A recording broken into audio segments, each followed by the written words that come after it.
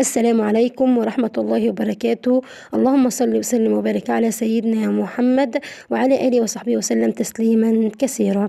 معانا يا جماعة قطعة أرض للبيع، بس قبل أي حاجة اشترك في القناة وحط لايك علشان يوصلكم كل جديد بإذن الله. معانا قطعة أرض يا جماعة مرخصة مباني كمان يا جماعة. الأرض هناك في المنطقة ديت أرض بور، يعني مفيش فيها يا جماعة، ما هياش أرض زراعية عشان خاطر الإزالات والحاجات دي. الأرض يا جماعة أرض مباني مرخصة، مباني جميع الأوراق بتاعة الأرض موجودة. كمان يا جماعة الأرض موجودة، مساحة الأرض 87 متر ونص، نص قيراط، يعني 87 متر ونص، نص قيراط 87 متر ونص.